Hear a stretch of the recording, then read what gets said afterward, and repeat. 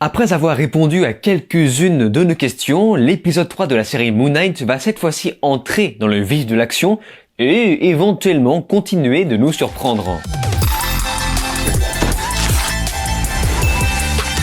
Salut à tous, c'est Vince alias Amir Game et on se retrouve pour la 3e fois sur la série Moon Knight.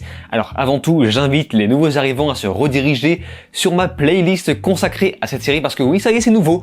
Je viens de créer une playlist sur Moon Knight, mais je vous invite surtout à vous rediriger sur la première vidéo parce que je donne mon avis sans spoilers, contrairement à ici où je vais parler de l'épisode 3 en spoilant à bloc, intitulé En toute amitié, un épisode de 45 minutes ou plus, qui d'ailleurs, comme je l'avais prévu, rendra hommage au défunt Gaspard Ulliel.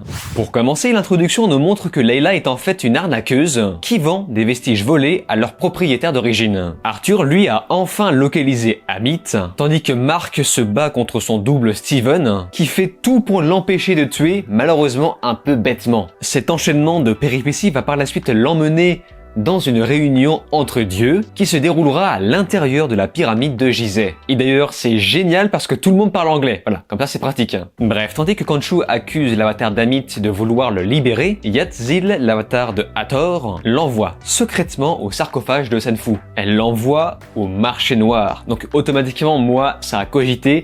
J'ai fait le lien avec Layla puisque sinon l'introduction n'aurait servi à rien. Et c'est là que Gaspard Ulliel en Anton Mogar fera sa première apparition dans la série. Évidemment, ça part en vrille et Arthur va chercher à négocier avec Anton avant que le costume ne soit invoqué. Plus tard, afin de poursuivre ses recherches, Steven retrouvera le contrôle total de son corps afin de trouver le point de localisation, quitte à ce que Khonshu se sacrifie en se faisant emprisonner. Je constate qu'on est ici sur le premier épisode qui propose des scènes sans le protagoniste, le personnage principal, si on accepte l'introduction du premier épisode avec juste Arthur. Pour ceux ici, on a proposé un enchaînement de scènes, d'une part avec Layla et ensuite après le générique, on voit des scènes avec Arthur. Et c'est pourquoi juste après, on reprend directement sur Steven et Mark, mais entièrement focalisé sur eux jusqu'à la fin. Et pour nous donner l'impression que l'épisode démarre vraiment à ce moment-là, eh bien on appuie bien sur le dynamisme dès l'introduction, dès l'apparition de Mark, on insiste bien sur l'effet d'urgence de la situation. Autrement, c'était très sympa de nous avoir montré l'intérieur de la pyramide de Gizeh, bon même si c'est un petit peu une vision fantasmée de la pop culture, là tout est beau et chaleureux, on cherche vraiment à nous donner ce petit côté aventure, découverte, un peu ce qu'on voyait dans les films du type La Momie ou même bien sûr Indiana Jones. Et d'ailleurs, la réunion qui se déroule à l'intérieur nous a bien montré que la double personnalité de Mark n'est absolument pas normale pour un avatar. En tout cas, ça m'a fait plaisir de revoir Gaspard Ulliel, même si c'est triste en même temps, hein. C'est clairement la première et dernière fois qu'on le voit dans cette série. Et j'ai vraiment cru qu'il allait nous sortir le cliché de ne pas serrer la main de Mark. Disons simplement qu'il y a eu hésitation, ce qui pose des doutes sur l'intégrité de ce personnage dès ce moment-là. Et grâce à Arthur, on sait maintenant que le père de Layla a été assassiné et que Mark lui cache quelque chose. Bon, il ne le dit pas ouvertement, mais j'ai l'impression que Mark a une part de responsabilité dans la mort du père de Layla. Je ne sais pas ce que vous en pensez, mais pour moi ça me paraît évident. L'épisode 3 va nous apprendre aussi que Mark et Steven finalement ont autant besoin de l'un comme de l'autre. Ils sont maintenant complémentaires entre la force et l'intelligence, surtout par rapport aux connaissances de Steven sur l'Égypte. Et d'ailleurs, je ne sais pas pour vous, mais j'ai l'impression que Layla a presque l'air de flasher un peu sur les capacités intellectuelles de Steven. Genre, si ça se trouve, elle va complètement kiffer les deux personnages qui vont devoir apprendre à cohabiter dans le même corps. Et à la toute fin, Arthur nous en dit plus sur sa propre personnalité. En réalité, il aimait punir. Et finalement, c'est un petit peu les travaux de Khonshu lorsqu'il était son avatar qui a fait de lui ce qu'il est aujourd'hui. Bref, vous l'avez compris, c'est un petit peu une sorte de Joker. Voilà, sur la forme, je me suis dit enfin un peu d'action dès le démarrage. On reconnaît tout de suite l'emprise de Steven sur Mark. Vous savez, le fait qu'il mette des claques au lieu des coups de poing. Et c'est là que je me suis rendu compte que je suis toujours bluffé par le jeu d'acteur d'Oscar Isaac. Ça ne doit pas être très facile de switcher de personnalité d'une seconde à l'autre. Alright, go ahead, you're in. Cheers, thanks a lot. Alright. D'ailleurs, je suis aussi impressionné par les différentes idées de mise en scène pour faire apparaître Mark ou Steven dans les reflets.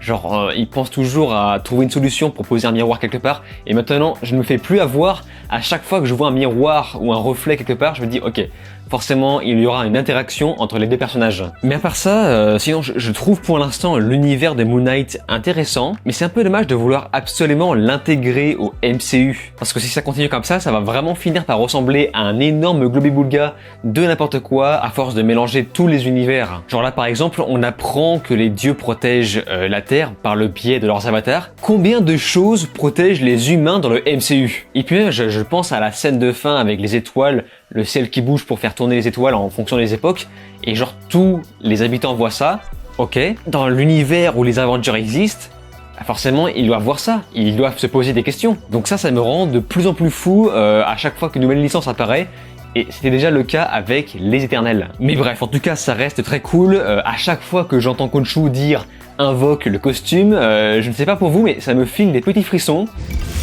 Do it. Summon the suit. Yes, enfin un peu d'action. Et c'est vraiment dans le style de combat du Moon Knight qu'on retrouve du Batman, entre sa façon de planer avec sa cape, s'en servir comme couverture pour protéger la jante de demoiselle, ou encore se servir de ses logos comme Shuriken. Donc en avançant plus, je commence à comprendre les gens qui disent que Moon Knight est un petit peu le Batman de Marvel, et d'ailleurs on y reviendra dans les commentaires. Mais pour l'instant, j'aimerais beaucoup voir un Moon Knight qui exploite son plein potentiel sans se faire stopper par Steven, et je pense qu'on le verra d'ici les prochains épisodes quand tous les deux auront enfin trouvé un accord. Le costume de Steven n'est clairement pas fait pour le combat, on l'a bien compris. Enfin bref, avant de conclure comme d'habitude, j'aimerais pouvoir mentionner quelques commentaires de la vidéo précédente pour compléter cette vidéo. En commençant par Steven qui nous dit exactement la même chose que je viens de dire à l'instant, c'est-à-dire que Steven et Mark vont trouver un terrain d'entente pour switcher le costume au bon moment, selon la situation. Et ça pour moi c'est vraiment une évidence. Maintenant que l'épisode 3 nous a bien fait comprendre que les deux ont des capacités différentes, et bien c'est comme ça qu'ils vont changer de personnalité en fonction de la situation. Dams me dit que je n'ai pas mentionné l'excellente prestation d'Ethan Hawke, et pour moi c'est-à-dire que ce mec est déjà bon par défaut, donc oui c'est pour ça que je ne l'ai pas fait. Ensuite nous avons Rob Sentry Reynolds ainsi que Kibix Tsubasa qui complète ce que j'ai dit tout à l'heure, que non, la comparaison de Batman à Moon Knight ne s'arrête pas à la cape et au logo. Donc ce que je vais faire, c'est que je vais afficher leurs commentaires à l'écran pour que vous puissiez faire pause, car leur analyse est plutôt intéressante. Et nous finissons sur JR qui nous rappelle que Layla dans l'épisode 2 ne tombe pas vraiment par hasard sur Steven, puisqu'elle a réussi à le localiser avec son téléphone. Et ça me paraissait important de le mentionner dans cette vidéo. Voilà, pour l'instant l'épisode 3 était vraiment appréciable pour moi, même si on sent quand même qu'ils nous font mijoter un petit peu dans la sauce jusqu'à la fin. Parce qu'on sait très bien qu'ils vont bien balancer la purée au niveau des scènes d'action avant le dénouement final. Mais pour l'instant, je pense qu'on aimerait tous voir un véritable duel entre le protagoniste, le héros, et l'antagoniste, le super vilain. Pour l'instant, on ne sait pas vraiment si le super vilain sera pleinement matérialisé par Anton ou encore Arthur. Bref, il y a encore tant à voir dans les 3 épisodes suivants. Mais pour l'heure, n'hésitez pas à me faire part de vos analyses dans les commentaires. Peut-être que je mettrai en avant ceux qui me paraissent les plus pertinents dans la vidéo suivante. Sur ce, on se laisse ici. N'oubliez pas de vous abonner à ma chaîne YouTube, cliquez sur la cloche, likez, partagez et de regarder mes autres vidéos. Je vous dis alors ciao et à la prochaine.